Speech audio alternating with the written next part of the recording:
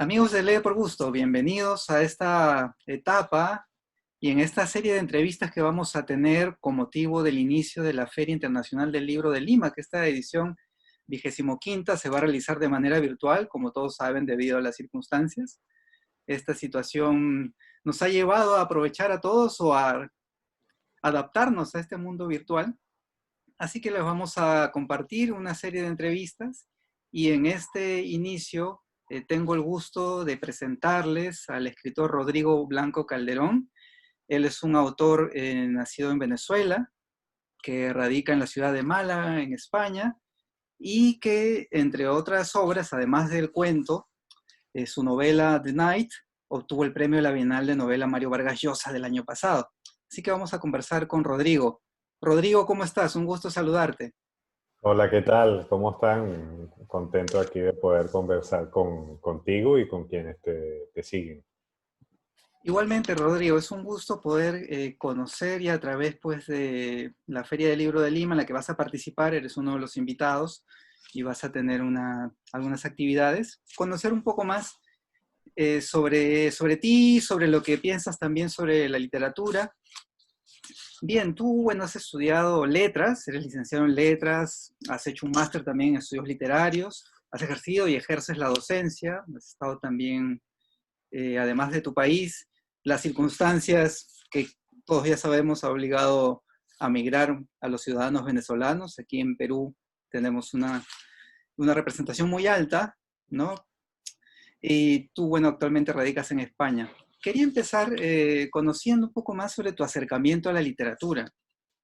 ¿Cómo y cuándo es que empiezas ya a considerar seriamente la escritura? Mira, eso es un proceso que se fue dando entre la niñez y la adolescencia. En mi casa, mi madre siempre fue una gran lectora. Del lado de mi familia materna siempre fueron muy buenos lectores y yo crecí rodeado de libros y de conversaciones sobre libros bueno, uno sabía que eran conversaciones de adulto, cosas serias, pero eso creo que va filtrándose un poco en la mente de uno.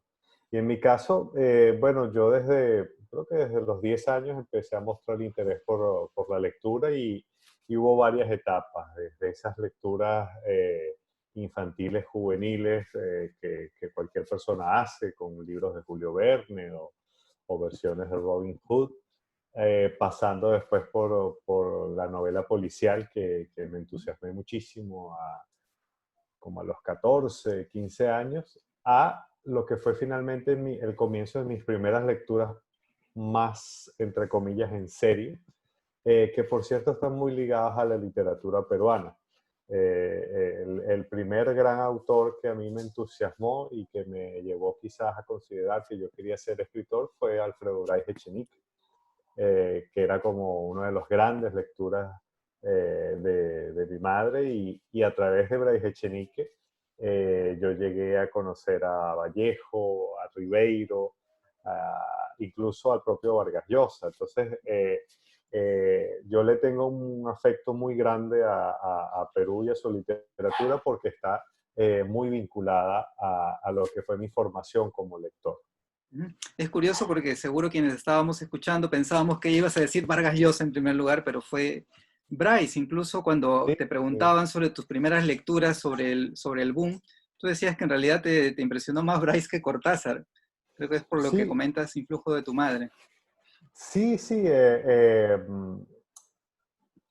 fue así. En realidad yo paso a meterme en los autores del boom eh, después, ¿no? De lo que fue el encuentro con el placer de la lectura y a través de un personaje como Bryce, que para mí era más cercano porque fue el descubrimiento de que yo podía leer literatura seria pero que a la vez te hacía reír hasta las lágrimas, ¿no? Y con un desparpajo tremendo. Entonces, para mí eso fue un descubrimiento tremendo, pero a la vez el respeto que Bryce Echenique profesa por estos autores de la literatura peruana era como un aval y una especie de llamado para,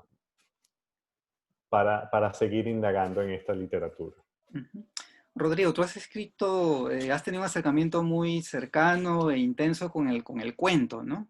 A nuestros amigos les cuento que, valga la redundancia, que además de The Night, esta novela premiada y la que quizás sea motivo de esta conversación que estamos teniendo, has publicado un libro de cuentos que fue finalista del Premio de Narrativa Breve Ribera del Duero, que se titula Los Terneros, ¿no? Entonces, Sí. y además de eso, has escrito otro libro, Una larga fila de hombres, Los Invencibles, entre otros más.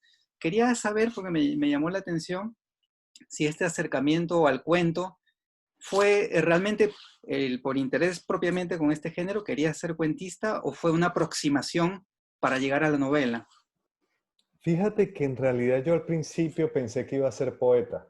O sea, Mm, las primeras cosas que yo escribí fueron poemas, como entre los 16 y los 20 años. A partir de cuando cumplí 20 años me empecé a entusiasmar por los cuentos y de hecho fueron las primeras cosas que publiqué, los primeros libros que publiqué, y no lo veía como una preparación para la novela.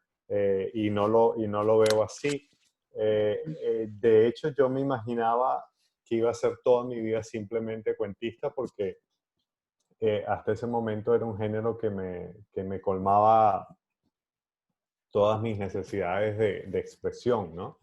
Pero bueno, fue pasando que lo que fue la novela de The Night empezó a llegar a mí. Al principio pensé que era un cuento, un conjunto de cuentos, y después fue necesario pasar al campo de la novela, ¿no?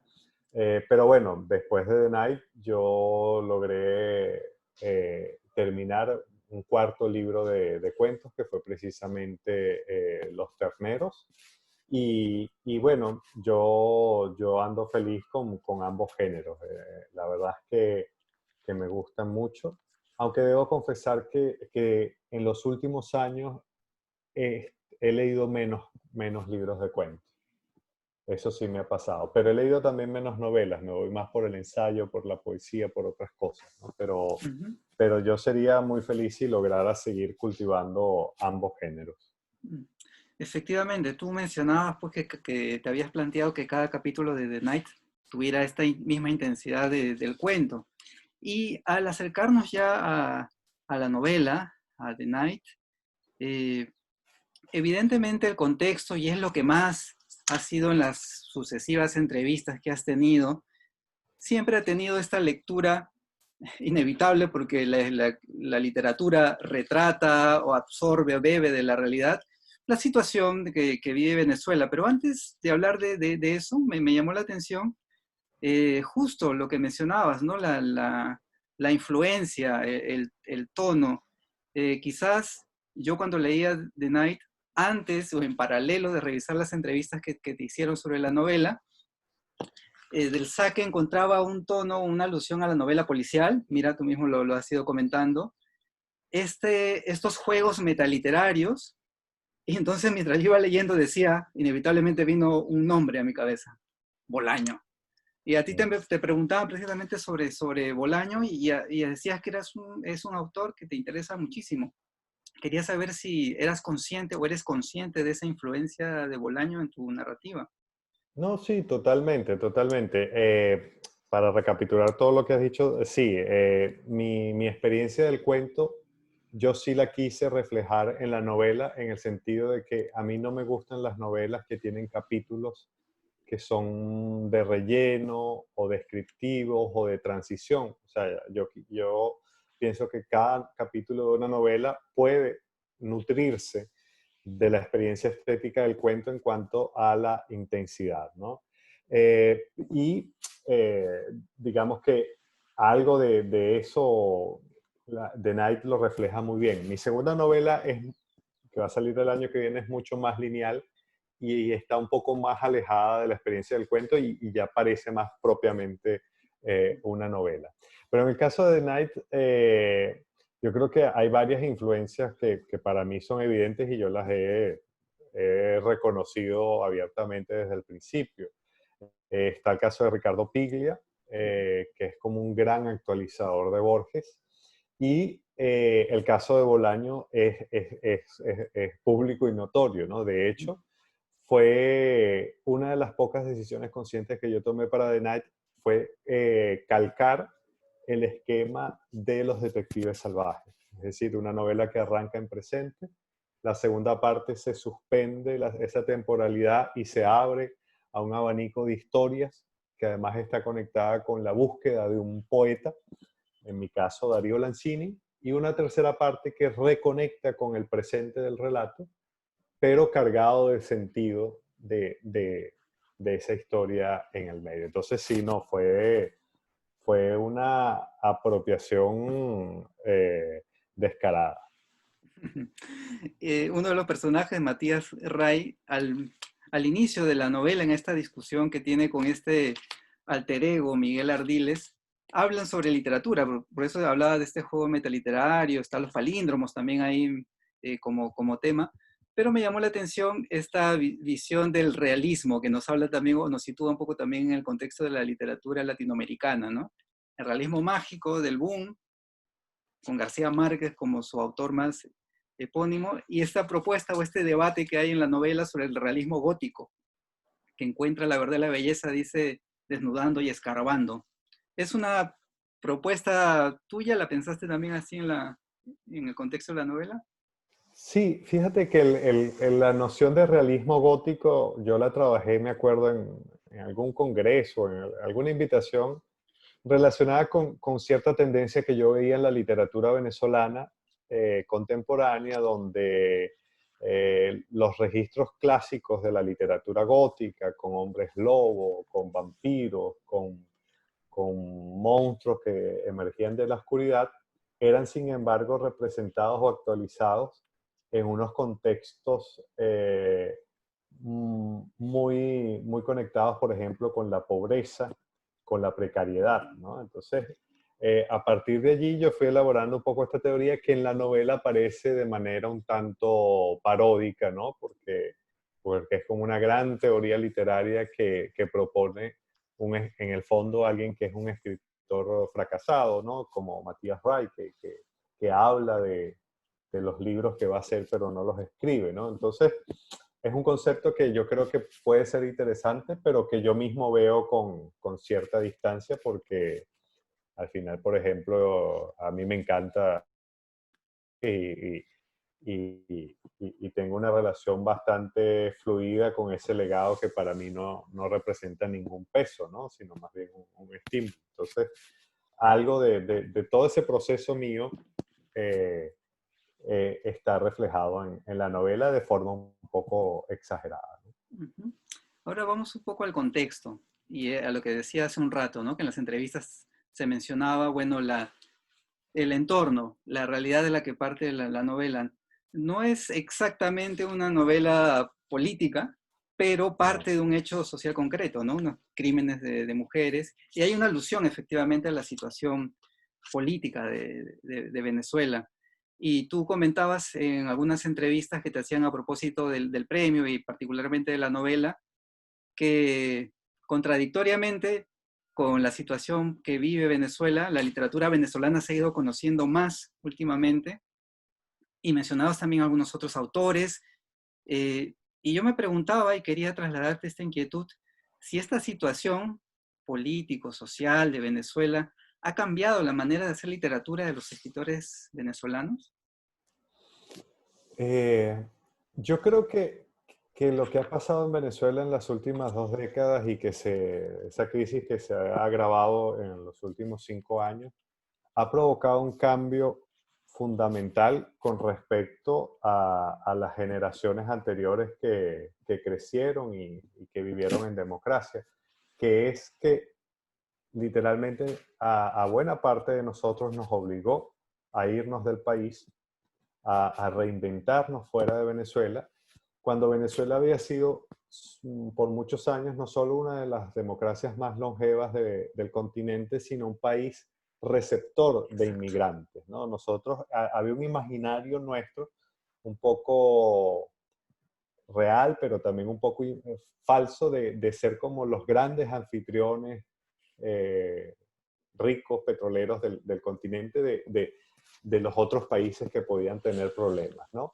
por supuesto, esto es una visión totalmente distorsionada, ¿no? De nuestra propia imagen y la emergencia del chavismo como fuerza política y lo que provocó después ya como sistema dictatorial, fue como un golpe en el espejo, ¿no? Un resquebrajamiento de esa imagen. Entonces, muchas cosas han cambiado para los escritores venezolanos hoy día, tanto que el hecho de que buena parte de ellos vivan fuera de Venezuela, los que se quedaron en Venezuela tampoco ya reconocen el país en el que nacieron o en el que crecieron, es una misma sensación de extrañeza. Y las nociones de identidad que nosotros habíamos tenido durante décadas ya han caducado en buena parte. Entonces, yo creo que la literatura venezolana de los últimos años, también la poesía, también lo refleja el cine, está pasando por un proceso de reevaluación profunda, creo yo, de su propia imagen, de sus propias nociones de identidad. Y en ese sentido, creo que para nuestra propia tradición literaria, lo que está pasando ahorita aquí es un fenómeno nuevo o que no se había visto en muchísimo tiempo en Venezuela. Ujú.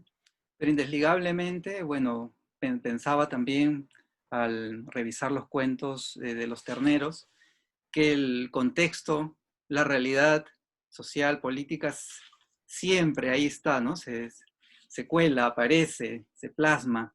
Entonces, eso debe ser, y es una pregunta, eh, que eso que ocurre afuera inevitablemente afecta, se traduce en literatura, se procesa. ¿Cómo lo ves? Sí, sí, fíjate que es que, por ejemplo, mi primer libro de cuentos se publicó en 2005, ¿no? Mm. Y fue escrito entre en el año 2001 y 2004, que fueron en realidad los años de verdadera polarización política en Venezuela, ¿no? Es decir, cuando el problema era político y había dos facciones enfrentadas. Eh, y ya esos cuentos, primeros cuentos, dan fe de un ambiente social bastante inseguro y convulsionado, ¿no? Y digamos que ese se terminó convirtiendo para mí como en el aire que yo respiraba. Quizás en The Night con la crisis energética que sí marcó un antes y un después para la vida de los venezolanos, había quizás una conciencia de que yo estaba trabajando una situación política y social de peso. Sin embargo, en los cuentos de los terneros, nuevamente, yo contaba historias que yo vivía o que me contaban a mí o que eran parte de mi cotidianidad, pero que yo no me había dado cuenta de hasta qué punto, ¿no? Reflejaban un ambiente que no es para nada normal, ¿no? Eso, por ejemplo, mi editor de cuentos, Juan Casamayor, me lo decía, me dice, oye, pero qué fuerte esta escena, qué horrible esto que pasó, o cómo te inventaste esta situación tan extraña, y resulta que eran los aspectos más comunes de mi cotidianidad en Caracas, ¿no? Eran los que a mi editor español le llamaban más la atención, y ahí es cuando yo me di cuenta, bueno, de hasta qué punto eh, los venezolanos y bueno, y esto por momentos es extensible a América Latina, estamos habituados a respirar en ambientes verdaderamente hostiles, ¿no? Y obviamente The Night y los terneros terminan formando involuntariamente una especie de libros gemelos, ¿no? Por decirlo de alguna forma, Ujú. porque la Bueno, oscuridad también está presente en esos cuentos. sí. Bueno, lamentablemente esta charla es corta, así que voy cerrando ya la conversación. Inevitablemente yo pensaba, justo hablando de Venezuela, literatura venezolana, el legado y una tradición tan importante y fuerte como el premio Rómulo Gallegos, yo decía, tranquilamente esta novela debería estar como Los Detectives Salvajes o podría estar, no sé, como Tantas Cumbres, pero una polémica y una posición, ¿no? También marca una Mm. distancia tuya respecto a ese premio. Sí, fíjate que eso lo digo además en un cuento de mi primer libro. O sea, yo siempre supe que quería ser escritor y hay un personaje mío del primer libro que dice, que de alguna manera dice que el premio más importante, literario más importante, no es el Nobel, sino el Rómulo Gallegos. Y personalmente, por ser venezolano y ser escritor y todo eso, eh, eso para ganar el premio Rómulo Gallegos para mí sería la gratificación más grande, ¿no?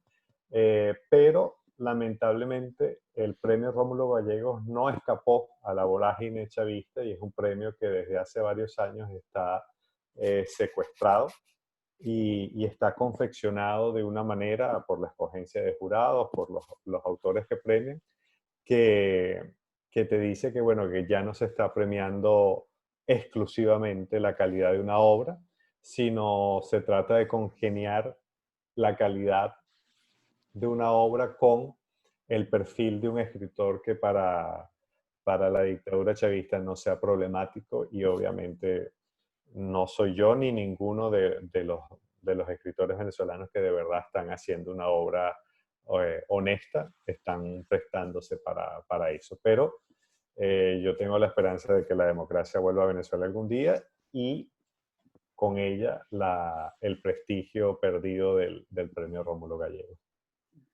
Quisiera que cerremos, Rodrigo, como esta página lleva por nombre Lee por Gusto, es ya como una suerte de rito al final, pedirle a los escritores que nos hablen de 5 libros favoritos, 5 libros que los haya marcado como lectores. Y sería muy importante si nos los comentas brevemente, esos 5 libros que te vengan a la A mente. ver, Sé que es una selección aleatoria. sí, a ver, libros que han sido fundamentales para mí. Pedro Páramo, de Juan Rulfo, para mí es un milagro. O sea, yo cada vez que vuelvo a ese libro no termino de entender cómo alguien pudo escribir una obra tan compleja, tan profunda, tan sencilla, tan perfecta, ¿no? Para mí es como el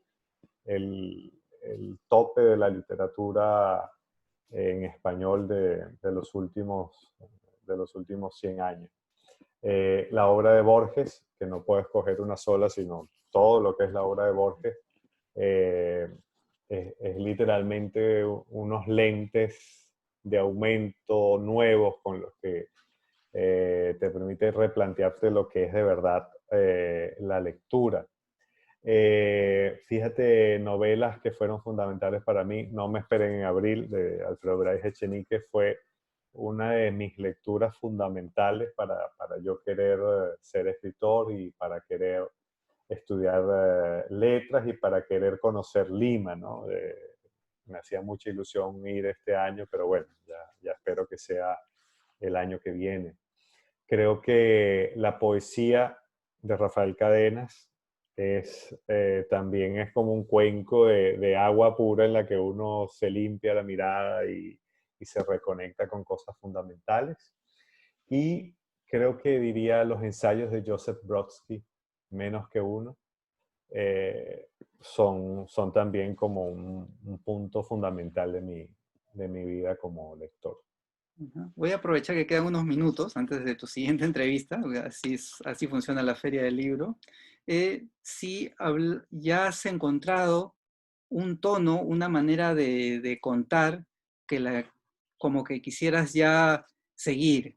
Esto lo digo porque he estado leyendo los cuentos de los terneros, siguiendo The Night, y no sé si es una percepción mía, si estás buscando ese tono, esa voz literaria. Yo creo que sí, o sea, yo creo que cada libro le plantea o me plantea a mí el reto pero no es un reto consciente, sino de dar con el ritmo, el tono y el estilo que ese libro necesita. En ese sentido, cada libro te dice que la búsqueda no termina porque siempre tiene que haber una variación, pero obviamente hay unas constantes que lo determinan a uno y de las que uno no se da cuenta.